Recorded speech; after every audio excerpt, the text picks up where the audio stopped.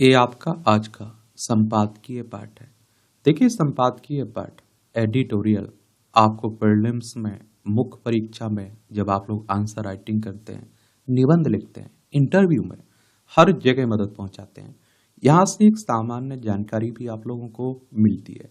तो इस तरह के आर्टिकल आप लोग जरूर पढ़ा करिएगा। आर्थिक सुधारों पर बने राजनीतिक सहमति।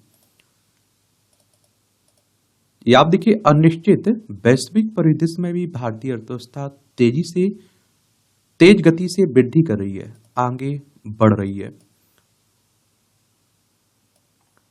आप देखेंगे इस समय वृद्धि की जो रफ्तार है, उसके आधार पर भारत 2030 तक 7 ट्रिलियन लाख करोड़ डॉलर की आर्थिकी बनकर विश्व की तीसरी सबसे बड़ी अर्थव्यवस्था बन जाएगा।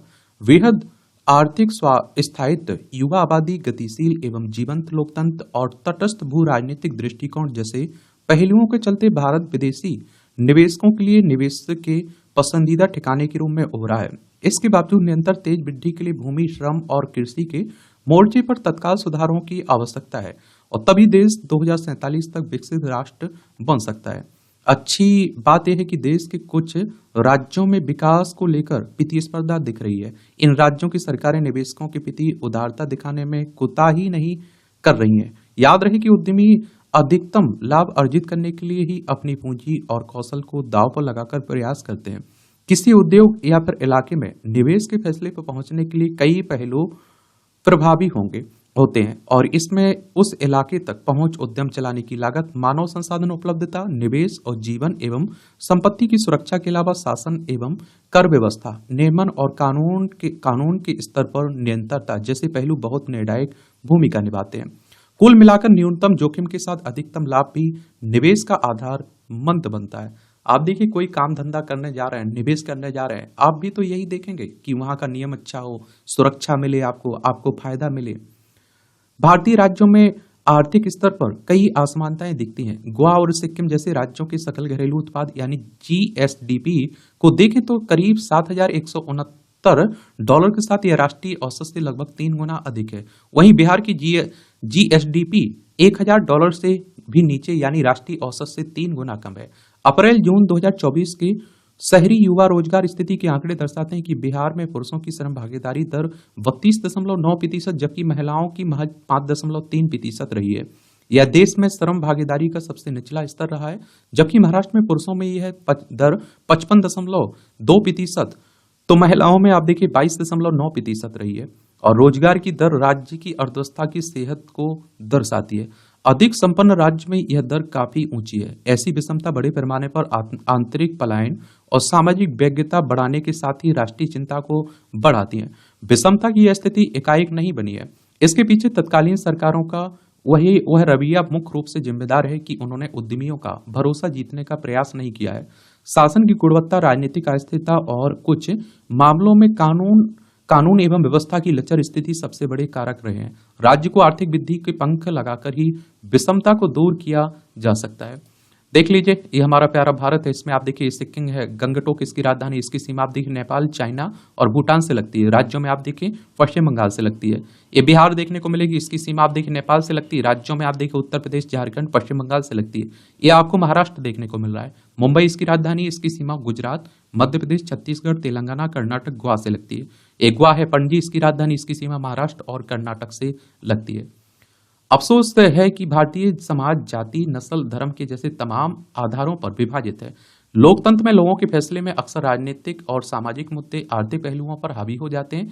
इन कारकों के संयुक्त प्रभाव का ही परिणाम है कि चुनावी सफलता के लिए मिश्रित समीकरणों को साधना पड़ता है और जीत का फॉर्मूला तैयार करने की मजबूरी में कुछ समझौते करने पड़ जाते हैं और जिससे हितों के टकराव और राजनीतिक अस्थिरता की स्थिति बनती है। ऐसी स्थिति में कुछ स्वयंभू सामाजिक संगठन सामने आते हैं जो अपने समर्थन की आड़ में बारे न्यारे करने लगते हैं।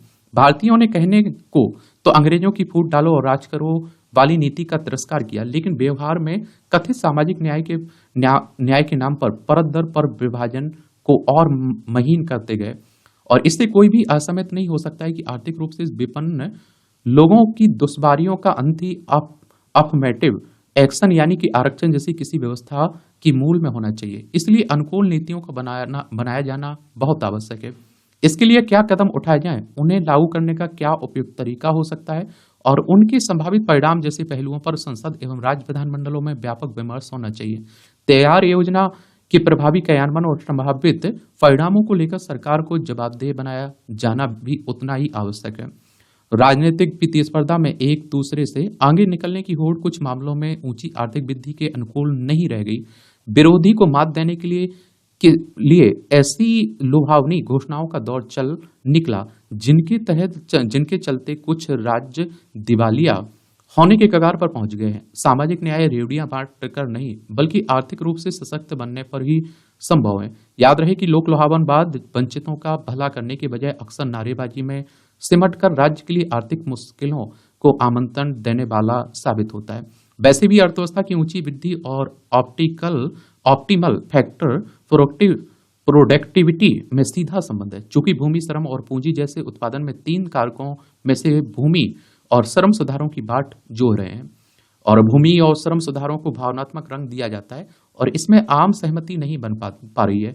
और यह भी एक कारण है कि भारतीय अर्थव्यवस्था में अपनी क्षमताओं के अनुरूप तेजी नहीं पकड़ पा रही है। स्थिति यह है कि चाहे जितनी सरकारें हों, विपक्ष में रहने वाला दल किसी भी सुधार का न केवल विरोध करता है बल्कि उसकी आड़ में भावनात्मक राग भी अलापता है और इससे वंचितों का भी नुकसान हो रहा है।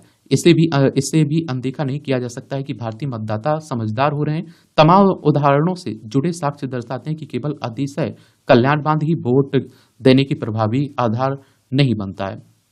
गरीबों के उन्मूलन और साझा समृद्धि की युग का प्रवर्तन करने के दृष्टिकोण से राजनीतिक परिपक्वता प्रदर्शित करने का इससे बेहतर समय नहीं हो सकता है। यह केवल ऊंची आर्थिक वृद्धि की ओर उन्मुख करने वाली आम सहमति और सुधारों से जुड़े सभी संभावित कदमों के प्रभावी क्रियान्वयन से ही संभव हो सकता है। लेखक सेबी और LIC के पूर्व चेयरमैन भी रहे GN वाजपेयी, इनके द्वारा यह आर्टिकल लिखा गया है। सेबी के बारे में याद रखा करिएगा। इस तरह के जो भी संगठन है ना, इनके बारे में जरूर आप लोग याद रखा करिएगा। Security and exchange board of India की बात कर रहा हूं मैं। इसकी स्थापना कब हुई थी? इसका हेडक्वार्टर मुंबई, महाराष्ट्र में देखने को मिलेगा। भारतीय प्रतिभूति विनिमय बोर्ड की हो रही बात, 12 अप्रैल 1988 में इसकी स्थापना की गई थी। LIC बीमा कंपनी, लाइफ इंश्योरेंस कॉर्पोरेशन के बारे में सुने ना, उसी की बात हो रही है। इसकी स्थापना कब हुई थी? इसका हेडक्वार्टर कहाँ देखने को मिलेगा? देखिए, 1 सितंबर 1956 में स्थापना हुई थी। मुंबई, महाराष्ट्र में इसका हेडक्वार्टर देखने को मिल जाएगा आपको। जल निकासी के उपायों की अनदेखी। इस साल वर्षा ऋतु के दौरान देश के कई हिस्सों में अतिवृष्टि हो रही है और इस बार देश के पूर्वी तट वाले राज्य ही नहीं बल्कि पश्चिमी तट के राज्य जैसे गुजरात, महाराष्ट्र के अलावा मध्य प्रदेश, उत्तर प्रदेश, बिहार आदि में भी जल प्रलय जैसी स्थिति पैदा हो गई है। असंख्य बांधों के फाटक लबालब भरे जलाशयों से पानी निकालने के लिए खोल दिए गए और जिससे सभी बांधों के निचले हिस्से में बाढ़ आ गई और इससे खड़ी फसलों और संपत्ति की क्षति हो रही है। अब ऐसी स्थिति हर दूसरे तीसरे साल पैदा होने लगी है, कभी इस राज्य में तो कभी उस राज्य में। परिणाम स्वरूप शहरी संपत्ति तथा आधारभूत ढांचे की भारी क्षति हो रही है। और ये भी देखने को मिलता है कि देखिए, हर साल बाढ़ आती है तो उस समय प्रशासन, शासन, नेता सब जाग जाते हैं। जैसा ही आप देखते हैं कि मानसून खत्म होता है, हम लोग फिर सो जाते हैं, फिर अगले साल का इंतजार करते हैं। भारतीय किसान और खेतीहर मजदूर ग्रामीण आर्थिकी का हिस्सा है। जलवायु परिवर्तन के चलते उनका सामना कभी सूखा, कभी बाढ़ और कभी चक्रवात से पड़ने लगा। ग्रामीण क्षेत्रों में फसलें जलमग्न होकर नष्ट हो जा रही हैं। जो किसान गरीबी रेखा के ऊपर आ गए थे, जल के इस कहर से एक बार पुनः गरीबी रेखा को छूने या उसके नीचे जाने लगे हैं।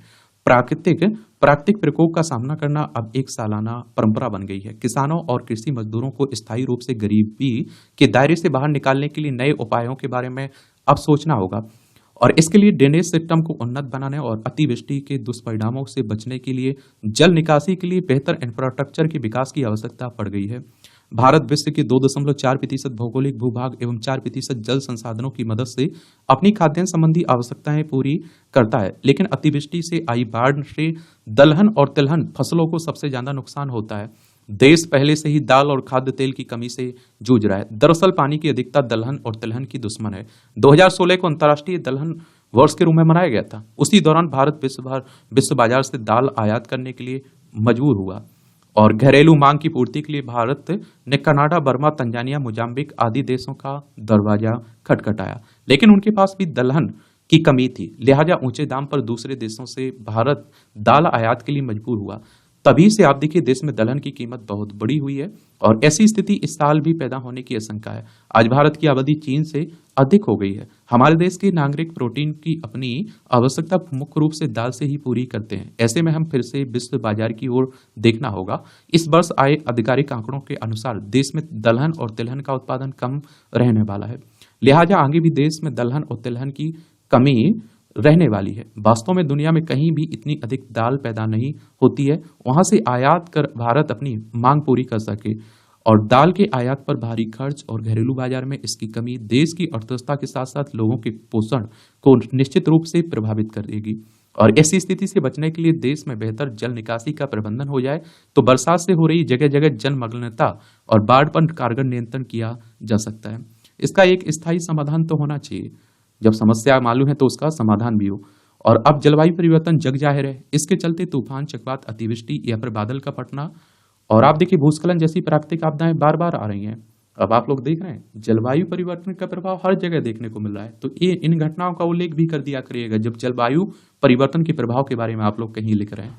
इससे देशव्यापी दलहन और तिलहन फसलों की हानि के अलावा मौजूदा इंफ्रास्ट्रक्चर जैसे रेल, सड़क, बिजली, पुल और दूरसंचार नेटवर्क आदि की भारी क्षति होती रहेगी। और इससे बचने के लिए हमें जल्द ही कुछ दीर्घकालिक समाधान करने चाहिए। इस पर राष्ट्रव्यापी विचार विमर्श करना समय की मांग है। इसके लिए सबसे पहले बाढ़, चक्रवात और अन्य प्राकृतिक आपदाओं के प्रभाव का एक वैज्ञानिक अध्ययन संबंधित विभागों और मंत्रालयों के सहयोग से किया जाना चाहिए। इसके विश्लेषण के उपरांत किसी निष्कर्ष पर पहुंचकर एक राष्ट्रव्यापी नीति बनानी चाहिए। यह अच्छी बात है कि जल संरक्षण के लिए इन दिनों देश में 8वें जल सप्ताह का आयोजन हो रहा है। उसमें राष्ट्रपति द्रौपदी मुर्मू ने ठीक कहा कि जल स्रोत सीमित है और उनके सक्षम उपयोग से ही सभी के लिए जल की आपूर्ति संभव है। उन्होंने जल की हर एक बूंद को बेशकीमती बताते हुए देश के प्रत्येक नागरिकों से जल योद्धा के रूप में कार्य करने का आह्वान किया। और अनेक वैज्ञानिक अध्ययन समाज को यह बताते हैं कि जलवायु परिवर्तन के कारण भविष्य में प्राकृतिक आपदाएं शहरी और ग्रामीण क्षेत्रों को में और कहर बढ़ पाएंगी। और आप देखेंगे कि फलस्वरूप बड़ी संख्या में जलवायु परिवर्तन शरणार्थी सामने आएंगे। आगे जल प्रलय का प्रारूप क्या होगा यह सिर्फ प्रकृति को ही पता है। और इससे निपटने के लिए भारत को एक आपदा प्रबंधन और निवारण तंत्र बनाकर रखना होगा। इसके लिए गांव और शहरों में जल निकासी के लिए व्यापक जल इंफ्रास्ट्रक्चर खड़ा करना चाहिए। इंफ्रास्ट्रक्चर को इस तरह बनाना चाहिए कि भारी बारिश को भी झेल सकें। साथ ही सभी नदियों को आपस में जल्द जोड़ा जाना चाहिए ताकि एक स्थान के बाढ़ का पानी दूसरे स्थान का संरक्षित जल संसाधन बने, न कि ऐसे ही व्यर्थ बह जाए। इस मद में भारी निवेश करना होगा। यह भारत को 2047 तक विकसित और आत्मनिर्भर राष्ट्र बनाने में सहायक होगा। लेखक नई दिल्ली स्थित ICAR और IARRI के जल प्रौद्योगिकी केंद्र के पूर्व परियोजना निदेशक हैं। और देखिए जल की बात कर लीजिए, वायु की बात कर लीजिए, ऑक्सीजन की बात कर रहा हूं मैं, इसे शुद्ध रखना हमारा आपका सबका कर्तव्य है। आप सोचिए हमारे पूर्वजों ने हमारे लिए एक शुद्ध जितना भी है, एक हमारे लिए ऑक्सीजन वायु छोड़ के गए ना, जल हमारे लिए छोड़ के गए ना, इतना हम लोग भी आगे छोड़कर जाएं, ये कोशिश होनी चाहिए। लेकिन सबसे ज्यादा अगर पर्यावरण को कोई नुकसान पहुंचा रहा है तो इंसान ही पहुंचा रहा है। और बाद में आप देखते हैं खून की आंसू होता है। अब कोरोना महामारी में देखा ना, ऑक्सीजन के लिए लथपथ बनते रहे, लोग तरसते रहे, ऑक्सीजन की वजह से मरते रहे। धर्म, ऊर्जा, धर्म क्या है? यह गूढ़ सवाल है। आप देखिए हर व्यक्ति स्वयं विवेक के आधार पर धर्म की व्याख्या करता आया है। भूखे व्यक्ति के लिए सबसे बड़ा धर्म रोटी है। अपने पेट की क्षुधा को शांत करना ही उसका सबसे बड़ा धर्म है। संकट में फंसे हुए व्यक्ति को संकट मुक्त करना ही सबसे बड़ा धर्म है। लेकिन मनीषियों ने धर्म की और भी परिभाषाएं दी हैं। धर्मज्ञ व्याख्याकारों ने बताया कि धैर्य, क्षमा, अस्तेय, पवित्रता, आत्म संयम, बुद्धि, विद्या, सत्य, आक्रोध आदि, ये आप देखेंगे कि आदि को हर तरह से अंगीकार करना धर्म है। उन्होंने इसमें जोड़ा स्वयं को रुचिकर ना हो वह व्यवहार दूसरों के साथ मत करो। एक आप लोगों ने देखा होगा, लोग धर्म की जब बात होती है तो वो हिंदू मुस्लिम करने लगते हैं ना, सिख बौद्ध ईसाई बातें करने लगते हैं। लेकिन आपको मालूम होना चाहिए धर्म का मतलब होता है, कई बार आप लोग सुनते हैं ना, अपना धर्म निभा रहे हैं, तो उसी तरह की बात हो रही है। व्यास जी ने धर्म की लंबी व्याख्या की। राजा, प्रजा, साधु, सन्यासी के धर्मों को विभाजित किया, धर्म का उल्लंघन करने की मनाही की। वात्सायन ने बताया कि मानव के लिए धर्म मानसा वाचा कर्मणा होता है। यह केवल आप देखिए क्रिया या कर्मों से संबंधित नहीं है, बल्कि धर्म चिंतन और वाणी से भी संबंधित है। कई बार आप लोग कह देते हैं ना किसी से, अपना धर्म निभाइए आप, यानी कि अपना कर्तव्य एक तरह से निभाइए। सप्त ऋषियों में से एक गौतमी ऋषि की माने तो उन्होंने बताया कि जिस काम के करने से अभ्युदय और निश्रेयस की सिद्धि हो वह धर्म है। वहीं कबीर दास का कहना है कि कबीरा सोई पीर जो जाने पर पीर, जो पर पीर ना जानिए सो काफिर बेपीर। तुलसीदास भी कहते हैं कि दूसरों का भला करना ही धर्म है। प्रयाग से जल भरकर रामेश्वरम चढ़ाने निकले एकनाथ बाबा रामेश्वरम मंदिर के बाहर पड़े गधे को जल पिला देना धर्म समझते हैं। इन सब विचारों को व्यवहार की कसौटी पर कसा गया तो निष्कर्ष निकलता कि जब तक परपीर के लिए संवेदना ना जागे, तब तक परहित के लिए अंदर से भाव के धक्के ना लगे, तब तक सारा कर्म कांड समस्त धर्म ज्ञान व्यर्थ है। धर्मपरायण वही है जो रोते हुए इंसान को हंसा दे। धार्मिक वही है जो सुखी जनों के दुख बांट सके, दुखी जनों के सुख बांट सके। यह सच्ची पूजा है, यही असली धर्म भी है। अच्छा कॉलम लिखा जाता है, देख लिया करिएगा, इंटरेस्टिंग रहता है। जम्मू कश्मीर का संदेश। तो जम्मू कश्मीर में पहले चरण के मतदान में लोगों ने जिस उत्साह के साथ अपने मताधिकार का उपयोग किया, वह न केवल यह बताता है कि यह केंद्र शासित प्रदेश शांति की राह पर बढ़ रहा है, बल्कि यह भी कि यहाँ के लोग लोकतंत्र के प्रति आस्था भी बढ़ी। इसका प्रमाण यह है कि शाम 5 बजे तक 58% से अधिक मतदान दर्ज हो चुका था। यहाँ विधानसभा के चुनाव है ना जम्मू कश्मीर में। अंतर्राष्ट्रीय सीमा इसकी पाकिस्तान से लगती है, राज्यों में लद्दाख, हिमाचल प्रदेश, पंजाब से लगती है, केंद्र शासित प्रदेश है। और देखिए, अगर आपको बता दूं कि विधानसभा का चुनाव डायरेक्ट जनता यानी कि मतदाताओं के द्वारा होता है। अगर आपकी उम्र 25 साल हो चुकी तो विधायक का आप चुनाव लड़ सकते हैं, और अगर आपकी उम्र 18 साल हो चुकी तो वोटर सूची में आपका नाम जुड़ चुका होगा और आप लोग वोट डालने भी जाते होंगे। ये चुनाव करवाता कौन है? इलेक्शन कमीशन ऑफ इंडिया, भारतीय निर्वाचन आयोग, एक संवैधानिक संस्था है। संविधान के अनुच्छेद 324 के तहत चुनाव आयोग की स्थापना की बात की गई है। 25 जनवरी 1950 में स्थापना हुई थी। 25 जनवरी को आप लोग मतदाता दिवस मनाते हैं। नई दिल्ली में हेडक्वार्टर देखने को मिलेगा। सुकुमार सेन पहले मुख्य चुनाव आयुक्त थे। तो 370 और 35 से हटने के बाद यह चुनाव पहली बार हो रहा है। और आप देखिए, इससे भी अधिक उल्लेखनीय यह है कि उन क्षेत्रों में भी अच्छा खासा मतदान हुआ है जो कभी आतंक के गढ़ के रूप में जाने जाते थे। महत्वपूर्ण केवल यह नहीं है कि लोगों ने बढ़ चढ़कर मतदान में भाग लिया, बल्कि यह भी है कि बड़ी संख्या में निर्दलीय प्रत्याशी चुनाव मैदान में उतरे। इनमें वे भी हैं जो पहले कभी आतंकवाद और अलगाववाद के समर्थक थे तथा पाकिस्तान की भाषा बोलते थे। स्पष्ट है कि जम्मू कश्मीर की चुनावी प्रक्रिया पाकिस्तान के नापाक इरादों पर पानी फेरने और उसे इस दुष्प्रचार से वंचित करने वाली है कि इस भारतीय भूभाग में लोकतंत्र की अनदेखी हो रही है। वास्तव में लोकतंत्र का दमन तो उसके कब्जे वाले जम्मू कश्मीर में हो रहा है। यह किसी से छिपा नहीं कि पाकिस्तान इस क्षेत्र के लोगों के साथ किस तरह द्वेम दर्जे का व्यवहार कर रहा है। क्योंकि जम्मू कश्मीर में 10 साल बाद विधानसभा चुनाव हो रहे हैं। ऐसे चुनाव हैं जो अनुच्छेद 370 और 35 से हटने के बाद हो रहे हैं, इसलिए उन पर देश ही नहीं दुनिया की भी नजर होना स्वाभाविक है। जम्मू कश्मीर के विधानसभा चुनाव भारतीय लोकतंत्र की महत्ता और प्रतिष्ठा बढ़ाने के साथ साथ यह भी रेखांकित कर रहे हैं कि अंततः घाटी की जनता को यह समझ आ गया है कि लोकतांत्रिक तौर तरीके से ही उनकी समस्याओं के समाधान में सहायक होंगे, न कि आतंकवाद अलगाव का रास्ता। और अभी यह कहना कठिन है कि जम्मू कश्मीर की जनता सत्ता की बागडोर किसे सौंपेगी, लेकिन भावी सरकार को इसका आभास होना चाहिए कि लोग अपनी किन समस्याओं के समाधान की आस में लोकतांत्रिक प्रक्रिया में भागीदारी कर रहे हैं। वहां की समस्याओं को लेकर केंद्र सरकार को भी सजग रहना होगा। उसे इसके प्रति भी सावधान रहना होगा कि कश्मीर में असर रखने वाले जो राजनीतिक दल लोगों से यह वादा करने में लगे हुए हैं कि अनुच्छेद 370 की वापसी हो सकती है, वे दिवा स्वप्न दिखाने का काम कर रहे हैं। ऐसे दलों से घाटी की जनता को भी सतर्क रहने की आवश्यकता है, क्योंकि इस विभाजनकारी भेदभावपूर्ण अनुच्छेद की वापसी अब संभव नहीं है। इसलिए कांग्रेस ने इस पर मौन रहना उचित समझा। यह सही है कि स्थितियां अनुकूल होते ही जम्मू कश्मीर का राज्य का दर्जा बहाल होना चाहिए, लेकिन स्थितियां पूरे तौर पर सामान्य होने के बाद ही और स्थितियों के सामान्य होने की पुष्टि तब होगी जब कश्मीरी हिंदू अपने घर को लौट सकेंगे। गरीबों की चिंता। उत्तराखंड सरकार गरीबों के उत्थान के साथ ही उनको हर स्तर पर सहयोग और सुविधाएं प्रदान करने की नीति पर आगे बढ़ रही है। शिक्षा, स्वास्थ्य, आवास, रोजगार समेत अनेक क्षेत्रों में गरीबों के लिए अनेक योजनाएं संचालित हैं। अब बिजली पर होने वाले खर्च में भी गरीबों की सब्सिडी मिलेगी। मुख्यमंत्री पुष्कर सिंह धामी ने राज्य के निर्धन विद्युत उपभोक्ताओं को बड़ी राहत दी है। अब 100 यूनिट तक विद्युत खर्च करने वाले उपभोक्ताओं को 50% सब्सिडी मिलेगी। उच्च हिमालयी क्षेत्रों में यह मानक 200 यूनिट तक रहेगा। 1 किलोवाट तक विद्युत भार वाले उपभोक्ता इस सुविधा के पात्र होंगे। प्रदेश के लगभग 11.50 लाख उपभोक्ता इस योजना से लाभान्वित होंगे।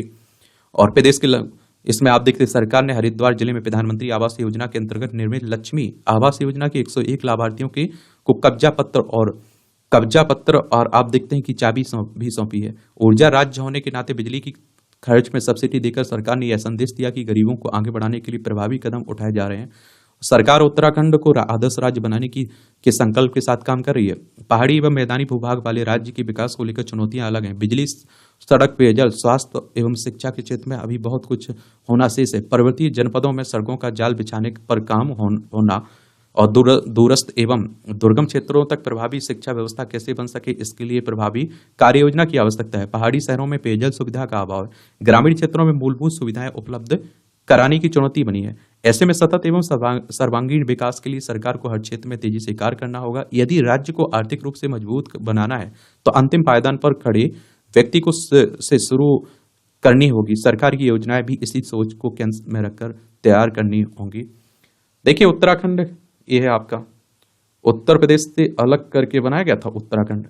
देखिए, इसकी सीमा आप देखिए, देहरादून इसकी राजधानी देखने को मिलेगी और इसकी सीमा आपको देखने को मिलेगी चाइना, नेपाल से लगती है। राज्यों में हिमाचल प्रदेश, उत्तर प्रदेश से लगती है। और विधानसभा में आप देखिए 70 सीटें हैं, राज्यसभा में 3 सीटें, लोकसभा में 5 सीटें। 53,000, ये आप देखिए 53,483 वर्ग किलोमीटर में फैला हुआ है और 9 नवंबर सन 2000 में से अलग करके राज्य बना था। पुष्कर सिंह धामी यहाँ के चीफ मिनिस्टर, मुख्यमंत्री हैं। गुरमीत सिंह यहाँ के राज्यपाल हैं। रील बनाने की बढ़ती सनक, आजकल आप देखिए कई दुर्घटनाएं भी हो रही हैं और आप देखते हैं इंस्टाग्राम, फेसबुक पर अश्लीलता की हदें भी पार हो रही हैं।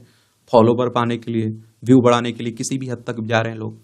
मोबाइल फोन ने एक साधे सब सधे की अवधारणा को पूरा किया है। बातचीत के लिए बनाए गए इस यंत्र ने अपने तंत्र में इतना कुछ समेट लिया है कि कई बार तो समझ ही नहीं आता है कि इसका उपयोग किसके लिए प्रमुखता से किया जाता है। खुद मोबाइल कंपनियां भी अब बातचीत को प्राथमिकता में रखने के बजाय कैमरे को प्राथमिकता में रख रही हैं। पहले ऐसा नहीं था, क्योंकि तब मोबाइल का नशा ना था, मोबाइल से रील बनाने का फैशन ना था, जरा जरा सी बात पर सेल्फी लेने का चलन ना था। समाज में रील बनाने की बढ़ती सनक ने व्यक्तियों की जीवन शैली को एकदम ही बदल दिया। हालात ये है कि कहीं भी कुछ भी किया जा रहा हो तो सबसे पहले सेल्फी ले लो, रील बना लो। किसी पर्यटन स्थल पर घूमने गए तो रील डाल दो। बस में, ट्रेन में, हवाई जहाज में, साइकिल में, पैदल, कहीं भी किसी में हो तो प्राथमिकता में रील बनाकर उसे अपलोड करना है। उसके बाद भी आगे बढ़ना है। सेल्फी लेना अथवा रील बनाना है, उसे इंटरनेट मीडिया पर अपलोड करना गलत नहीं है, मगर जैसा कहा जाता है कि अति हर चीज की बुरी होती है।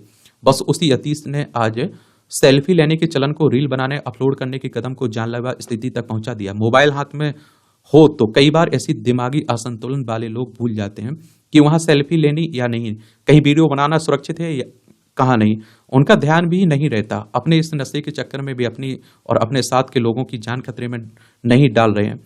और कभी ऊंची पहाड़ी की चोटी, कभी बीच नदी की धार में, कभी बाइक पर स्टैंड करते तो कभी ट्रेन से होड़ करते हुए, और कभी आप देखिए खतरनाक जीव जंतुओं के साथ लोग रील बनाते नजर आते हैं। दरअसल बाजार के बढ़ते प्रभाव ने जिंदगी को विज्ञापन की तरह से चकाचौंध से भरा हुआ साबित करने का प्रयास किया है।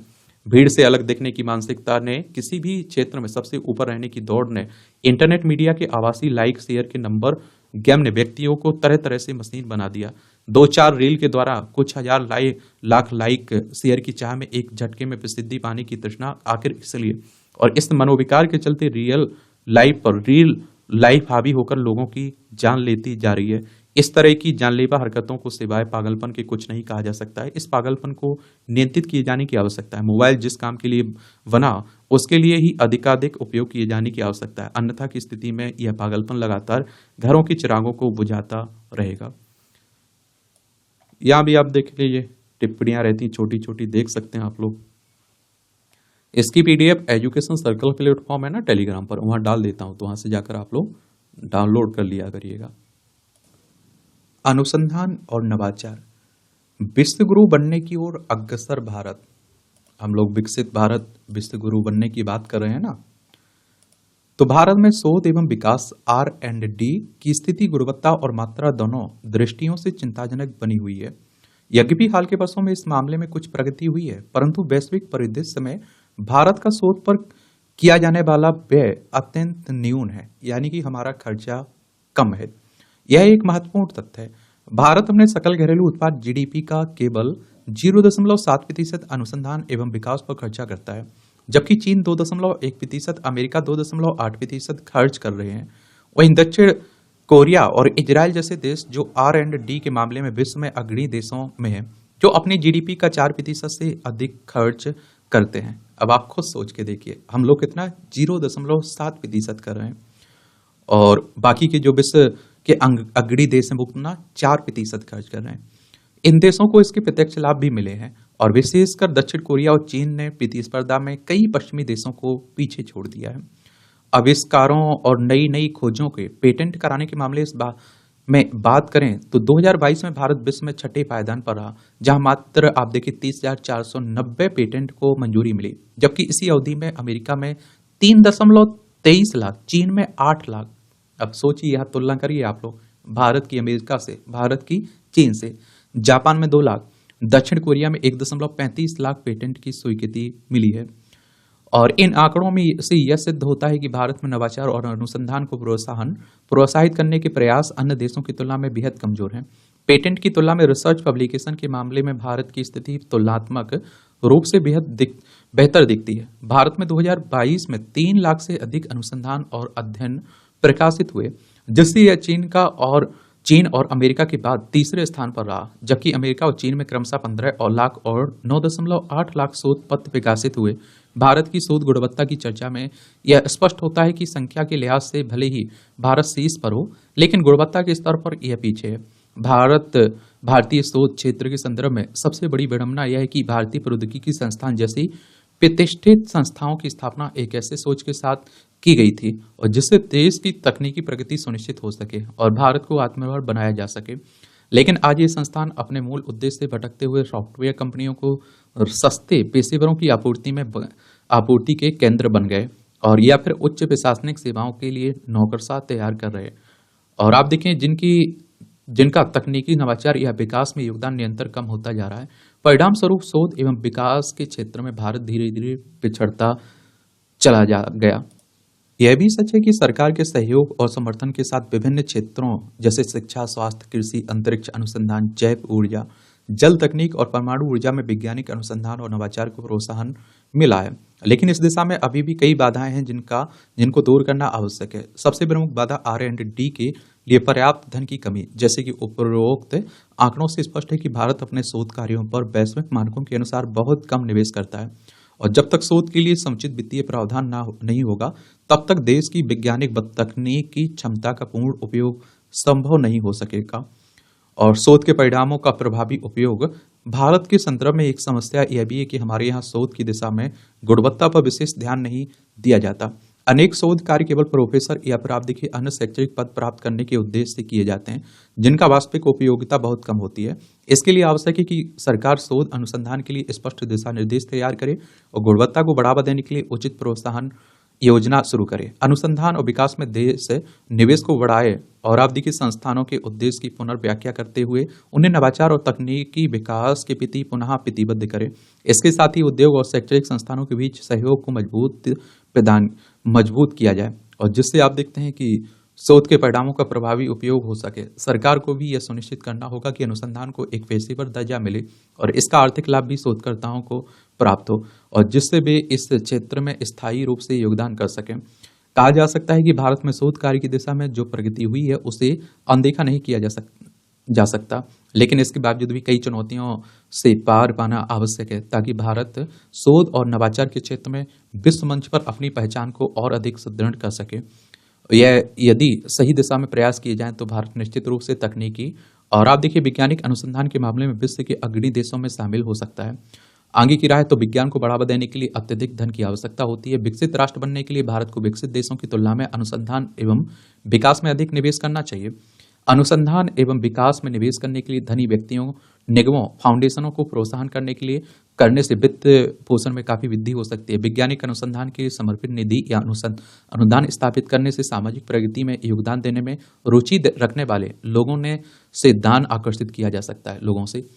देखिए, आप देखेंगे यहाँ जो कमियां हैं उनके बारे में बता दिया है, उसके जो उपयोग हो सकते हैं, प्रभावी परिणाम हो सकते हैं, उनके बारे में बताया जा रहा है। आगे किस तरह से सुधार हो सकता है, आगे की राय क्या हो सकती है, वो बताया गया। यही तो आप लोग आंसर राइटिंग में लिखते हैं और क्या लिखते हैं।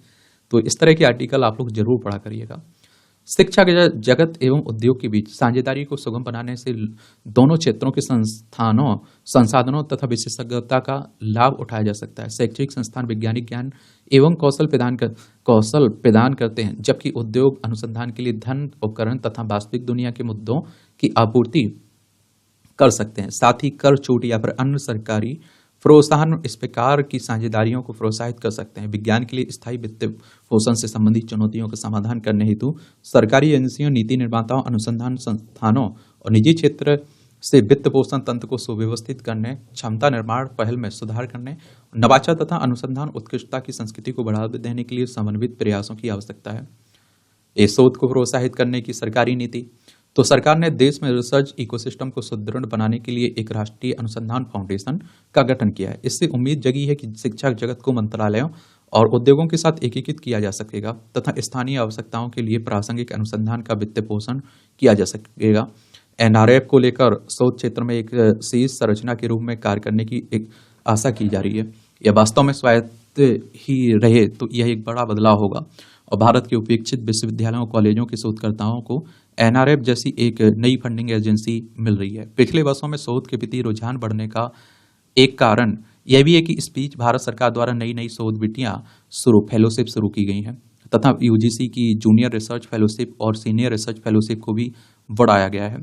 पहले विद्यार्थियों की समझ थी कि बेरोजगारी में शोध के लिए व्यर्थ समय और धन क्यों खर्च करें, लेकिन बढ़ती फेलोशिप से ने इस सोच को बदला है। वैसे भी सरकारी शोध संस्थानों में मानविकी आदि के क्षेत्रों में शोध में ज्यादा खर्चा नहीं आता है। विज्ञान संबंधी शोधों के लिए अतिरिक्त फेलोशिप और कंट्रोजेंसी की व्यवस्था की गई, इसलिए अब शोध करना आर्थिक दृष्टि से आसान हुआ है।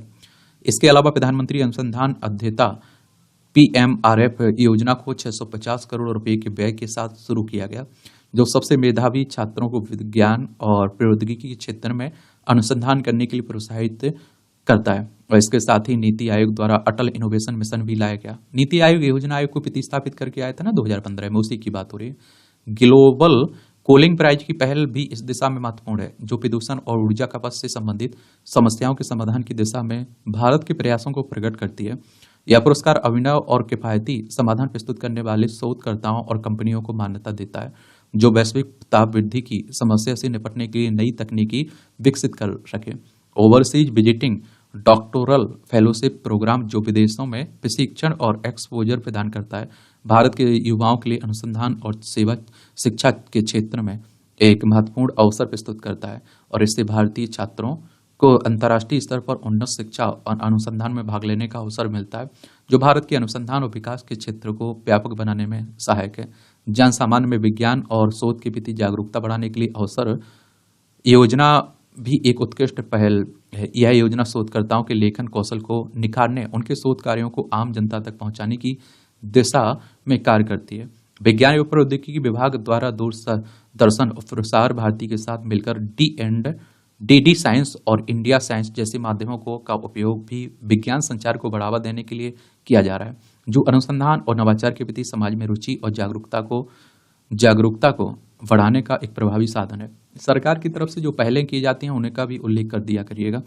अंततः इस सभी पहलों के माध्यम से भारत विज्ञान और प्रौद्योगिकी के क्षेत्र में अपनी स्थिति को सुदृढ़ करने का प्रयास कर रहा है। इन प्रयासों से न केवल देश की वैज्ञानिक क्षमता का विकास होगा, बल्कि यह वैश्विक मंच पर भारत की वैज्ञानिक छवि को भी निखारने में सहायक सिद्ध होगा। जो कमियां हैं उनका सुधार होना चाहिए और सरकार ऐसा नहीं कि करती नहीं है, करती है, उनका भी उल्लेख करना है आपको। फिर बनेगी सार्वजनिक परिवहन व्यवस्था, यात्रियों को सस्ती सुलभ आवागमन सुविधाएं उपलब्ध कराने और दूरस्थ और पिछड़े क्षेत्रों में पर्याप्त बस सेवा उपलब्ध कराना सरकार का दायित्व है। ये मध्य प्रदेश के परिप्रेक्ष्य में बातें हो रही हैं। ये आप देखिए मंदिर मस्जिद की बात हो रही है, शिमला में आप देख रहे हैं जो मस्जिद का जो अवैध बनी हुई थी उसी को लेकर बातें हो रही हैं। देखना हो तो देख सकते हैं आप लोग, पढ़ना हो तो पढ़ सकते हैं, लेकिन जो काम के आर्टिकल रहते हैं, बाकी तो कुछ ना कुछ मिल ही जाता है हर आर्टिकल में, लेकिन इतना टाइम कहाँ रहता है आपके पास। तो इस तरह से आप देखेंगे ये दैनिक जागरण का आपका संपादकीय पाठ है। अब आपका कोई सवाल हो, मेरे लिए सुझाव हो, तो आप लोग बता सकते हैं अपना। धन्यवाद।